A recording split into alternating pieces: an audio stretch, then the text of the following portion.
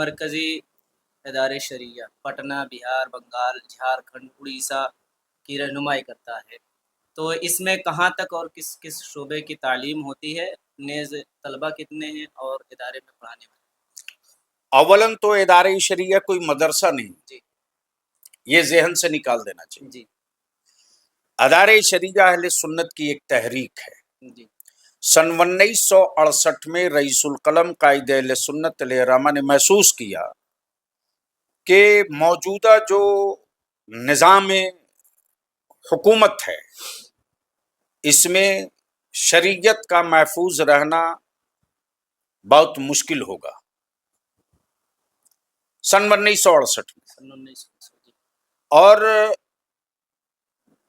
کچھ خانقاہوں کے توسط سے وہ تنظیمیں یا وہ جماعتیں جی خانقاہوں کی چادر میں چھپ کر کے شب خون مارنا شروع کر دی تھی۔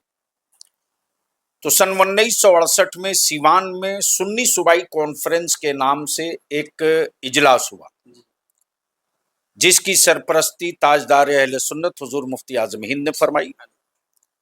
حضور سید العلماء ماہرہ شریف، جی حضور برہان ملت، 250 اکابرین اس اجلاس میں شریک ہوئے اور اسی جگہ یہ طے پایا کہ ازدواجی تنازعات، عائلی مسائل کے لیے جی ہمیں ایک ایسے ادارے کا قیام ہر حال میں کر لینا ہے جس سے ہم شریعت میں حکومت کو کہیں سے مداخلت کا موقع نہ دے۔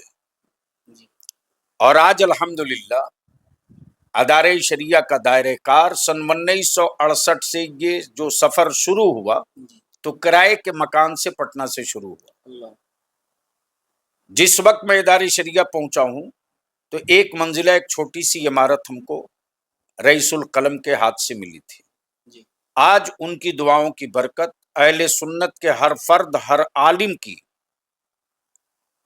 بے لوث محبت کا نتیجہ ہے جی کہ الحمدللہ ادارے شریعہ جھارکھنڈ بھی ہے، ادارے شریعہ بنگال بھی ہے، ادارے شریعہ اڑیسہ بھی ہے، ادارے شریعہ کرناٹکا بھی ہے، سبحان ادارے شریعہ مدھیہ پردیش بھی ہے، ادارے شریعہ چھتیس گڑھ بھی ہے، ادارے شریعہ آپ کا مہاراشٹرا بھی ہے، ادارے شریعہ راجستھان بھی ہے، ادارے شریعہ آسام بھی ہے، جی اور ہر جگہ دارالقضاء کے توسط سے قریب سالانہ ہزاروں سے بیشی ازدواجی تنازعات کو بیٹھ کر بڑی خوبصورتی سے، سلیقے سے حل کر لیا جاتا ہے۔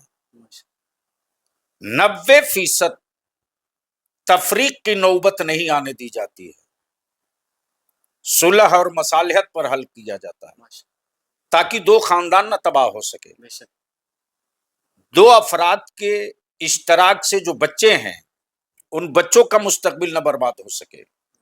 تو یہ ادارے شریعہ مدرسہ نہیں ہے، جی اب اس کے ذیلی شعبے ہیں، جیسے ریلیف سینٹر ہے۔ جی ملک میں کہیں بھی کوئی زمینی یا آسمانی آفت اور مصیبت آتی ہے تو ادارے شریعہ حاضر ہے۔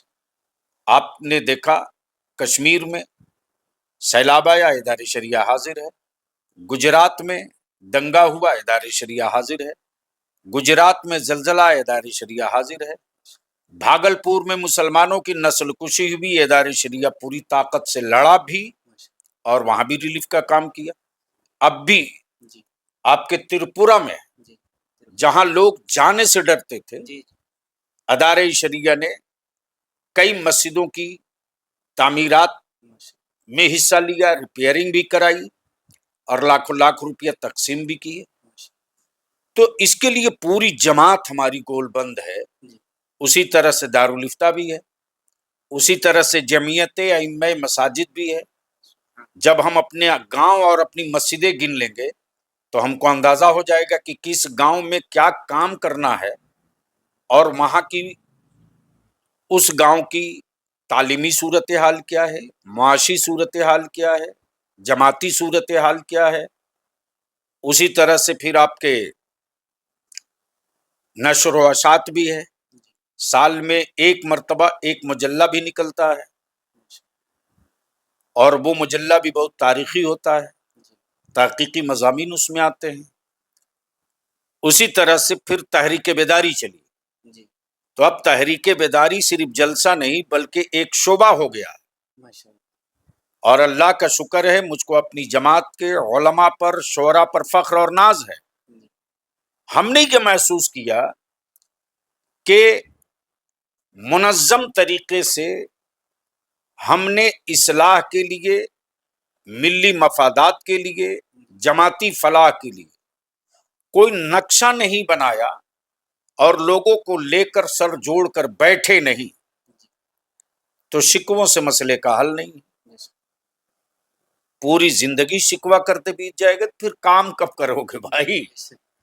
تو ہم لوگوں کا مشن یہ رہا کہ الحمدللہ کوئی 250 کلومیٹر، کوئی 200 کلومیٹر رات کا پروگرام کر کے ہمارے علماء شعراء، یہاں تک کہ مجھے فخر ہے اور خوشی سے آنکھ چھلکتی ہے جی کہ میں نے اپنے علماء شعراء سے کو چاہا کہ میں ان کی گاڑی میں کم از کم ڈیزل ڈال دوں، جی لیکن ہمارے علماء شعراء نے بڑا دل دکھایا، کہا نہیں، ڈیزل کا پیسہ ہے میرے پاس، ہم صرف اہل سنت اور اپنی نسلوں کی کے مستقبل کے لیے جہاں ضرورت پڑے گی حاضر. تو یہ تحریک بیداری ایک شعبہ کی شکل لے چکا ہے.